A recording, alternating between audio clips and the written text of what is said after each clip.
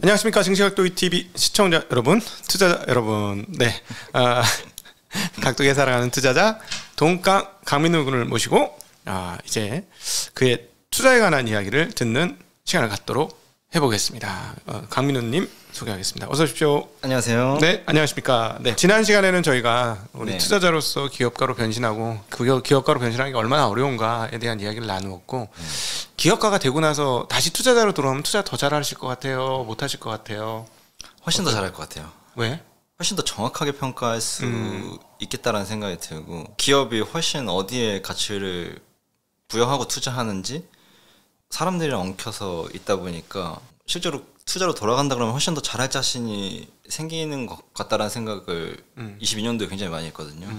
기업의 속살을 느꼈다? 옛날에는 외부 관찰자로만 있다가 기업 내부의 속에 딱 들어가니까 얘네가 네. 무슨 생각하는지 생각이 보인다? 맞습니다. 이런 느낌? 네, 맞아요. 제가 사실은 작년도 초에 네. 22년도 초에 투자 실패 건이 하나 있었는데 어떤 한 투자 워낙 저렴해서 저평가 기업 중에 저평가 기업이었기 때문에 보유 현금이 시가총액이었고 그래서 한 투자를 한 게 있었어요. 근데 그 회사가 광주에서 그 사업 현장이 무너지는 일이 벌어졌었거든요. 제가 원래 손절 잘 못하거든요. 손절 등신인데 그거 보고 그냥 거래 시작하자마자 전부 전액 손절을 했어요. 네, 전액 손절을 했는데 다행히 그래도 굉장히 작은 손실로 방어를 잘했던 기억이 나는데 왜 그때 그랬냐면 아니 얼마나 소통이 안 됐으면 저런 게 대화가 안 돼서 저런 일이 벌어질 때까지 갔어? 맞습니다. 저거는 기업 간에 굉장히 권위주의적인 문화가 있고 소통이 전혀 안 되는 거 아니면 맞아요. 저런 일이 있을 수 없어 하는 느낌이 딱 들으면서 저도 이제 회사 생활을 해봤으니까 맞아 회사 생활에 서로 에이 안 하고 말어 하고 끝내는 그런 문화가 있지 아마 그게 만연되어 있나 보다 라는 느낌에 이거는 더 이상 갖고 있으면 안 돼. 맞습니다. 그런 판단이 들었었거든요. 실제로 거의 비슷한 느낌이라고 회사가 어떤 문화를 갖고 있느냐 그리고 어디에 가치를 부여하느냐 이제 그런 것들에 대해서 옛날에는 단순 숫자 논리 이제 근거로 이제 평가했다라고 하면 기업 내부가 갖고 있는 그 무형적인 가치를 보기에 훨씬 더 자신감이 생긴 것 같아요. 되는 문화를 갖고 있는지 안 되는 문화를 갖고 있는지. 물론 문화만으로 되는 건 아니지만 그게 기본이다라는 생각이 들더라고요. 그래서 그런 부분에서는 조금 작년과 21년과 22년의 다른 점이라고 생각합니다. 근데 그러면은 과거에 이제 이렇게 빌드업 되는 과정에서 투자했던 방식과는 전혀 다른 방식일 것 같아요. 왜냐하면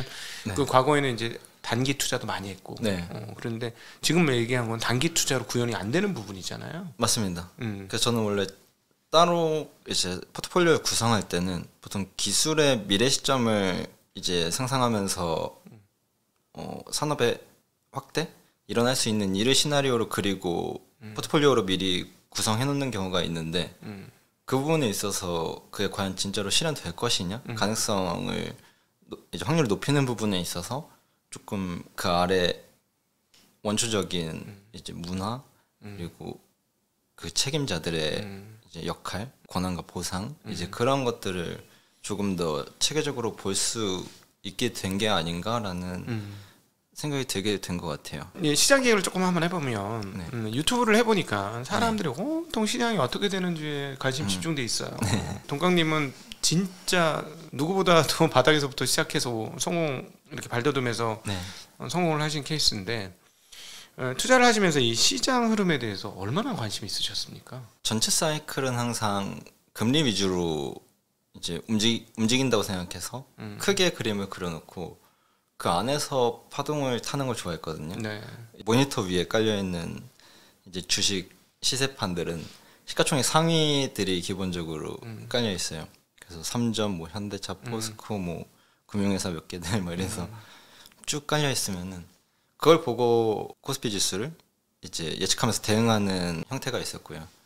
그리고 조금 더 넓은 사이클에서는 정치적인 이해관계, 패권의 흐름, 그 경제랑 상관이 있다는 거는 반드시 제 경험에서 있었거든요. 항상 시장을 전망할 때는 큰 부분에서 작은 흐름으로 그림을 그리면서 내려오게 되는 것 같아요. 하나의 분야의 지식을 너무 깊게 들어가면 큰 흐름을 잃게 되는 경우가 많이 있어가지고 제가 특정 섹터에 너무 깊게 들어가지 않는 이유도 사실 그 때문이라고 생각하거든요.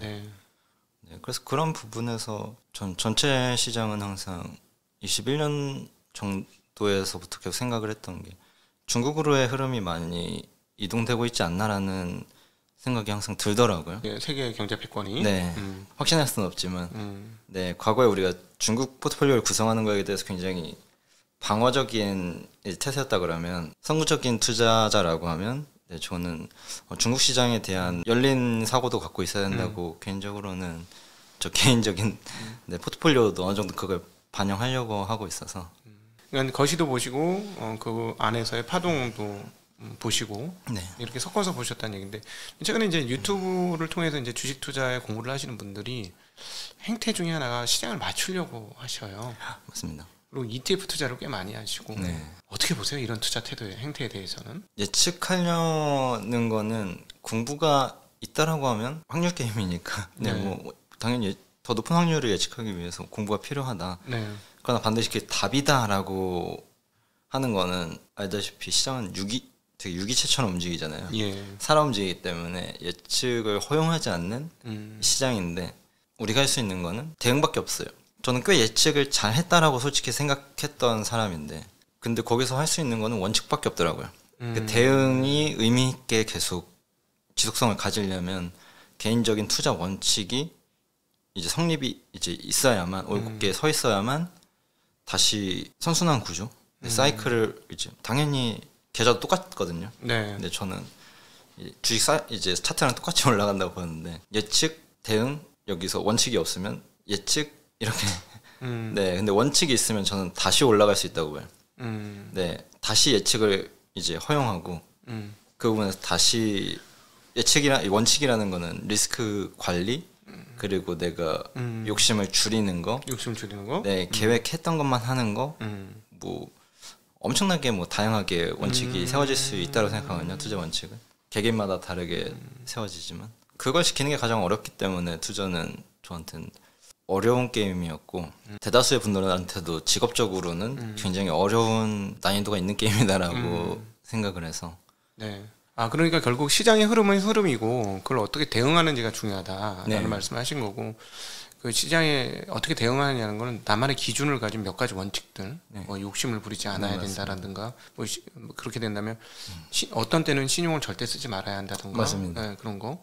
그다음에 뭐 손절매는 어떻게 해야 된다든가, 뭐 이런 기준 없이 그냥 이거 좋아 하고 덜컹 들어갔다가는 큰 코 다친다는 말씀이신 거죠. 네. 예측하고 실패하거든요. 네. 그랬을 때 그게 누적되어서 원칙이 되어야 되는데, 근데 누군가의 조언으로 혹은 누군가의 견해로 시장을 맞췄다라고 평가하면은 가장 위험하다고 생각은 하게 되는 것 같아요. 예를 들자면 요즘에 유튜브에서 하락론자도 있고 네. 상승론자도 있어요. 네. 지금도 첨예하게 붙습니다. 뭐 하락론자는 많이 맞췄기 때문에 더 하락한다 그러고, 상승론자는 계속 깨졌지만 그래도 올라간다 그러고, 그러면은 자기의 의견을 이 사람 자기의 그 어떤 일종의 편향 결합해서 나는 오르는 쪽이 맞는 것 같아, 또는 나는 떨어지는 게 맞는 것 같아, 이렇게 해서 거기에 의지해서 투자를 해버리면 투자가 골로 간다. 그렇죠. 자기 견해가 아닌데 자기 견해인 것처럼 사람들은 받아들이는 경우가 많아서 나중에 의존성이 있잖아요. 그렇죠. 그럼 엄청나게 저는 그 성공은 실패로 돌아올 수 있고, 성공이라고 취급되면 안 된다고 생각하는데, 네, 그런 부분을 조심하시는 게 투자 시장에선 그러니까 남의 이야기 들어서 맞아도 그건 운빨이지. 네, 맞습니다. 연속성이 없기 때문에 투자자를 성장할 수 없다. 그렇죠. 운 좋게 한번 맞았을 뿐이고, 계속 그런 식으로 누구 의견 참고해서 그 내 의견 없이 그냥 가버리면 결국은 종착역은 투자 실패로 귀결될 것이다. 네. 정말 맞는 얘기 같습니다. 맞나요? 저는 맞죠. 자기 생각 없이는. 그럼에도 불구하고 개인들이 꼭 가져야 되는 덕목들이 있을 것 같아요. 투자의 덕목들, 뭐 아까 욕심을 부리지 말라, 뭐 이렇게 얘기했고, 저희 뭐 증시학도 팀은 절대 조급하지 말아라, 뭐 이런 얘기를 많이 하는데, 꼭 필요한 덕목들이 있다면요? 어떤 자기가 투자 스타일을 할지 저는 좀 그건 중요한 것 같더라고요. 주식 시장 안에 되게 다양한 투자 스타일이 있잖아요. 그렇죠.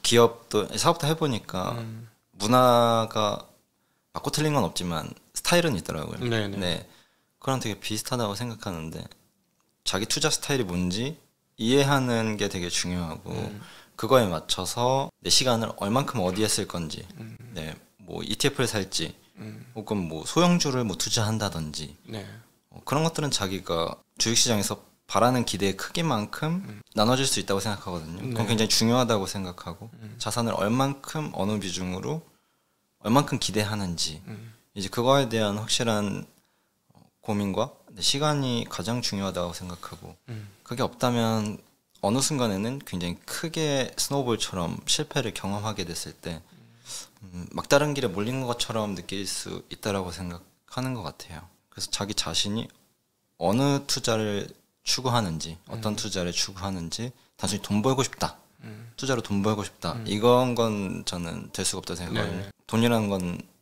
시간과 이제 노력의 산물이기 때문에 돈을 벌기 위해서 내 시간 내 자산을 얼만큼 할애할 건지 그거 없이 돈을 벌겠다 그러면 여러분들이 돈을 번 시간은 그렇지 않기 때문에 네 조금 그거야말로 벌어서 안 되는 돈이죠.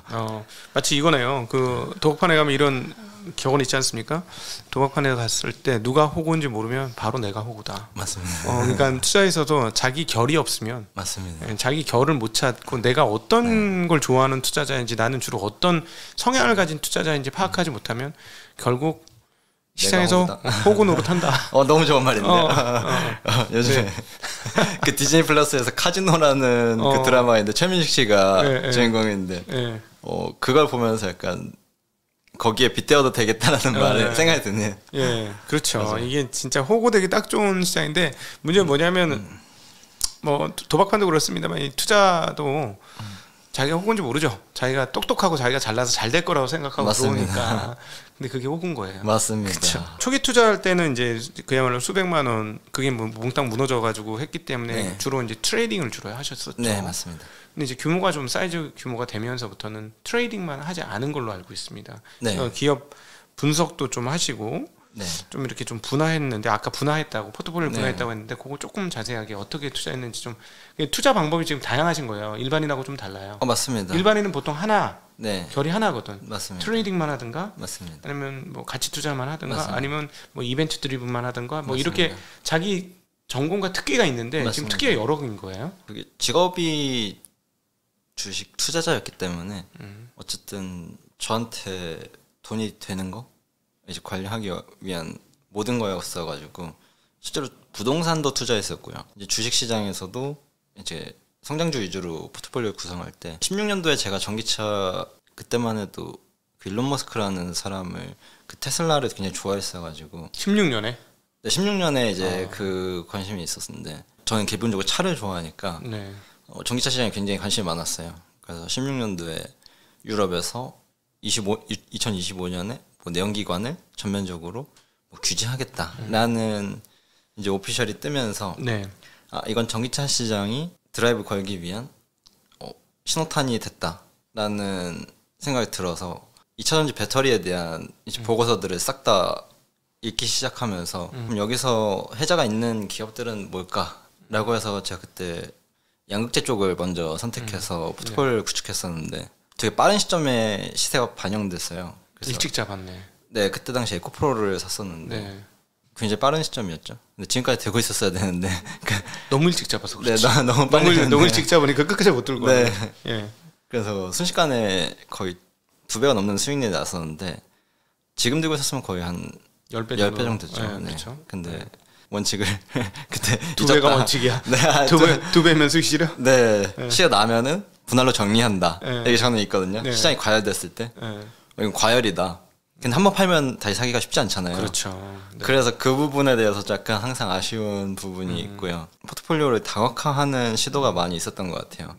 그래서 중국 시장에 이제 뭐 채택되기 위한 뭐 LG화학, SDI, 그 이노베이션 이제 또 뭐 배터리를 시작한다고 막 그런 시점이었는데 결국 중국 시장에서 벽을 못 넘는 거 보고 나서 이제 뭐 손절을 했던 경험도 있고요. 그래서 그런 경우가 되게 많았던 것 같아요. 지금 근데 듣다 보니까 저는 트레이딩에서 이제 트레이딩에 좀 넘어와서 기업 분석으로 이제 장기 투자도 일부를 한 거잖아요. 어쨌든 장기 투자한 거잖아요. 네, 맞습니다. 본인 입장에서는 6개월만 넘어가면 장기 투자 아니셨어요? 맞습니다. 그러니까 장기 투자인데 장기 투자할 때는 보니까 자동차를 중심으로 자기가 잘 아는 분야에서 머물러가면서 그쪽에서 조금씩 확산을 한 거네요. 맞습니다. 그래서 거기서 좀 더 모빌리티 그리고 전장 부품 그러면서 이제 뭐 소프트웨어 쪽으로도 뭐가 있을까? 예. 그러다 보니까 뭐 엔비디아, 뭐 인텔 그러다 보니까 또 반도체로 들어가게 돼서 경제적인 상황, 이제 패권의 이동 뭐 그런 것들이 미국이 이제 반도체에 힘을 주기 시작했다 이러면서 뭐 한국에서 패키징하는 쪽에 뭐 나스닥 상장되어 있는 게 있나? 뭐 이런 막 계속 리서치를 하면서 포트폴리오를 구성했던 적도 있고. 예. 그런 쪽으로 자연스럽게 그냥 확산되는 것 같아요. 하나로 시작했다가. 그러니까 이게 지금 여러분 제가 왜 이 말을 이런 얘기 할 줄 알고 제가 질문을 유도를 한 건데 투자 잘하고 투자 성공률이 큰 친구들의 그런 분들의 상당 부분이 깊이 팝니다. 하나를 깊이 파서 이렇게 고구마 줄기 땡기듯이 땡겨가지고 이동하는 거죠. 자기가 아는 영역에서 확장을 하는 거죠. 사업하는 거하고 비슷한데 맞습니다. 그렇게 하신 분들이 제가 보니까 결과치가 가장 좋아요. 이거저거 손 막댄 분 중에 좋은 사람도 있지만 그런 대체적으로 높은 수익률을 기록하신 분들이 그런 경우가 꽤 많더라고요. 네, 맞습니다. 저는 이제 수익의 연속성을 가지기 위해서 항상 그렇게 하는 건데 모르는 분야를 깊이 들어가면은 왜냐면 항상 아는 분야여도 실패할 경우가 많잖아요. 그러다 보니까 모르는데 손 대기가 항상 두렵더라고요. 그래서 트레이딩 할 때도 저는 대체로 제가 아는 쪽에서만 트레이딩 하는 경우가 많은데 실제로 저는 중요하다라고 생각해요. 단기적인 수익보다 장기적인 수익 그리고 리스크 관리 측면에서 훨씬 더 그 중요시 여기기 때문에 기업을 이제 속속들이 알아갔을 때 확신이 있을 때 투자를 한다는 거죠. 네. 방식은 따져보면. 근데 한 종목 몰빵입니까? 아닙니까? 저는 절대로 한 종목 몰빵하진 않는 것 같아요. 네. 그런 스타일은 애초에 아니고 그렇게 될 수도 없고 사고방식 자체가 하나로 시작해서 하나의 기업으로 타고 내려가면은 전체 밸류 체인에서의 핵심 구간들이 있잖아요. 있죠. 저는 주로 그 부분에서 비중을 조금 확대하는 이제 스타일이고 그와 상관관계에 있는 미래 성장성은 다른 기업에서 이음새가 있어야 이제 포트폴리오를 구축하는 경우가 있거든요. 근데 어쨌든 기업을 타고 들어갈 때 어떤 기업을 보고 올라오는 게 아니라 산업의 트렌드를 보고 트렌드에서 우상향할 수 있는 트렌드를 잡은 다음에 거기서 어떤 기업이 우상향하는데 핵심적인 코어의 기업이 될 것인지를 찾고 코어의 기업이 어떻게 확산할지를 판단해서 그쪽으로 그렇게 넘어가는 스타일이신 거네요. 여러분 이거 머릿속에 꼭 기억하시면 이거 되게 강의료로 따지면 정말 비싼 노하우예요. 그런가요? 이거 엄청 비싼 노하우예요. 어쩌다 지금 말렸어. 저한테 뺏긴 거야. 지금 굉장히 중요한 노하우를 여러분들한테 말씀드리는 거라는 거 꼭 기억해 주시면 감사하겠습니다. 저는 제가 제일 못하는 게 매수와 매도를 제일 못해요. 저는 잘하시잖아요. 아니요. 절대 못해요. 절대 못하고 제가 트레이딩으로 큰 사람이 아니기 때문에 트레이딩 주변 사람도 알아요. 아니 그 기업 그렇게 잘 분석해놓고 그렇게 주가 많이 오르는데 왜 안 팔아서 다 제자를 봤어? 이런 일들이 22년도에 굉장히 많았어요. 제가 손님한테조차도 욕을 먹었으니까 그 부분으로 왜 이렇게 그렇게 수익 많이 했는데 왜 안 팔았어요? 뭐 이런 얘기도 듣고 팔면 저처럼 돼요. 제이코프로처럼 10배 갈 거 2배 먹고.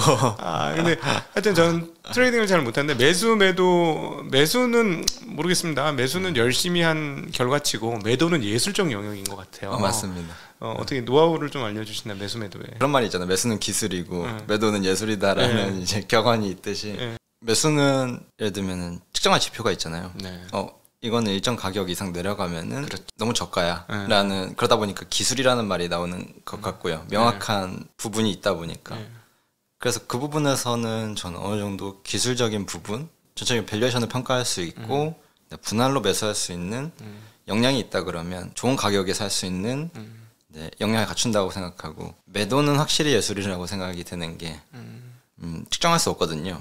예술이라는 건 굉장히 추상적인 말이잖아요. 그렇죠. 우리가 예술을 정의한다는 건 되게 어려운 말이기 때문에 사람들이 얼마만큼 예를 들면 모멘텀 지수가 얼마만큼 높냐라는 근데 그거는 측정될 수가 없잖아요. 그렇죠. 사람이란 것들의 이제 감정이 가격에 반영되다 보니까 예를 들면 카카오가 대중적인 국민 주식 올라오는 시점에 굉장히 사람들이 엄청나게 샀잖아요. 그렇죠. 이제 그거는 어느 시점에 팔아야 될지 아무도 알 수 없죠. 이미 그때는 밸류에이션이 안드로메다로 갔으니까. 그러니까 항상 거기서는 예술적인 매도가 필요한 거죠. 그래서 제가 할 수 있는 유일한 거는 얼만큼 더 갔는지에 대해서 아쉬워하지 않는 거. 그리고 항상 기준점이 있어. 내가 생각한 것보다 너무 많이 올랐다라고 네. 하면 분할로 매도를 시작해서 뒤돌아보지 않는 거. 네. 그거밖에 없는 것 같아요. 반복할 수 있는 게. 저는 꽤 잘 맞추는 사람이라고 생각하는데도 항상 실패하더라고요. 네네네. 항상 너무 빨랐고 항상 너무 늦는 경우가 있고 대부분 항상 너무 빨랐죠. 네네. 그래서 실제로 매도가 가장 어려운 부분이라고 네. 생각합니다. 예. 주변에 이제 또 투자를 굉장히 잘하는 투자자들이 있잖아요. 네, 맞습니다. 네. 그런 분들의 뭐 특징이랄까? 그런 좋은 투자자가 되는 중요한 몇 가지 이제 방법들을 우리 시청자분들한테 좀 전수를 해주신다면요. 일단 제가 아는 뛰어난 투자자들 중에 겸손하지 않은 사람이 일단 없고요. 사고가 갇힌 사람이 없는 것 같아요. 네. 네, 되게 열린 마음이고 되게 오픈 마인드라는 생각이 들고요. 네. 그리고 너무 똑똑하다. 네, 일단 지식이 해박하신 분들이 많이 있는데 근데 그걸로는 잣대가 될 수 없는데 네. 그건 기본적인 베이스인 것 같아요. 그냥 기본 베이스. 네, 아주 작은 베이스였던 것 같아요. 멸치국물 정도밖에 안 된다. 네. 네. 왜냐면 지식이 높을수록 겸손하기 힘든 것 같더라고요. 네, 이제 다른 투자자분들 보면은 그래서 실패하는 경우가 너무 많이 있었고 제 주변에 뛰어난 트레이더 혹은 가치 투자자 이런 분들을 보면은 그 두 가지가 항상 덕목이 있는 것 같습니다. 네. 그래서 저도 항상 그걸 지키려고 노력하는데 쉽지 않은 것 같아요. 뭐 항상 지적인 학습을 해서 지적인 네. 수준을 높게 만들어 놓은 상태에서 네.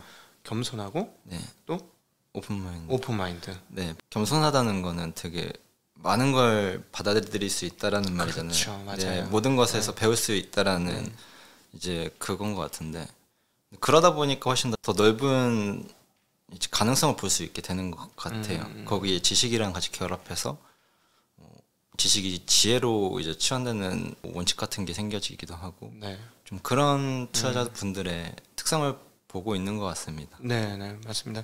원래 자기가 잘나는 사람은 남의 말 안 듣죠. 네, 맞습니다. 그죠? 네, 근데 자기가 잘나는 사람, 제가 항상 드리는 말이 자기가 잘나는 사람이 주식이라는 세계에 들어오면 딴 세계인데 네.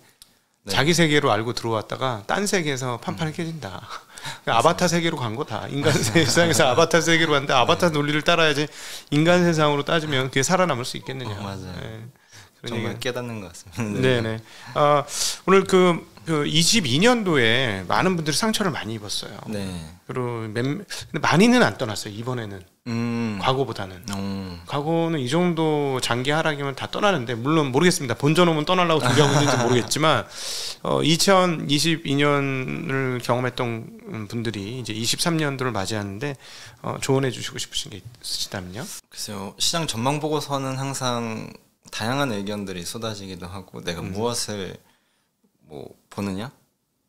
뭐 예를 들면은 모건슬리에서 23년 아직 덜 떨어졌다. 뭐 이런 보고서가 나와서 거기에 동의하는 건 저는 뭐 오케이. 네. 근데 왜 그런지에 대해서 내가 생각해보지 않으면 23년은 굉장히 저는 지루할 수도 있는 시장이라고 생각하는데 네. 지루한 시장에서 배우고 있지 않다 그러면 사이클은 항상 움직이기 때문에 무의미한 시간이 되기 너무 좋은 23년이 아닐까? 네. 네. 어려울 수도 있고 횡보할 수도 있으나 좋아지는 데는 아직 시간이 저는 남았다고 생각하는데 그래서 이 시기에 저는 되게 왜라는 질문을 많이 해야 되는 것 같아요. 네. 어떤 보고서가 있다 그러면 왜 그렇게 생각하는 걸까에 네. 대해서 학습하기 좋은 23년이라고 생각하기 때문에 그걸 이해하는 과정이 다음 사이클에서 온전히 파도를 즐길 수 있는 네. 역량을 갖출 수 있다고 생각해서 돈을 버는 건 뭐 하나의 종목을 잘 맞추는 게 아니라 기본적인 왜라는 질문에서 네. 시작될 수 있지 않을까 뭐 개인적인 시장 전망에 대해서는 되게 지루한 시장일 거다라고 올해는 사실 조금 생각은 하고 있는 것 같습니다. 금리가 내리기 전까지. 네. 네. 여러분 아주 좋은 말씀 해주셨어요. 정말 시장이 왜 이럴까에 대해서 스스로 한번 고민을 해보고 자기 나름의 결론을 내보는 과정들이 투자자로서 여기서 살아남고 성공할 수 있는 그런 중요한 그런 기준점, 잣대 그렇게 되지 않을까 하는 생각을 해봅니다. 자, 오늘 이 시간 귀한 시간 그리고 또 귀한 노하우를 저희들에게 알려주신 우리 20대에서 30대로 이제 전환한 투자자에서 기업가로 전환한 우리 동강 강민우님과 함께하는 대담 자리 가져보았습니다. 우리 격려 해주시고요. 네. 댓글로도 응원 많이 해주시기를 부탁드리겠습니다. 인사드리겠습니다. 고맙습니다. 안녕.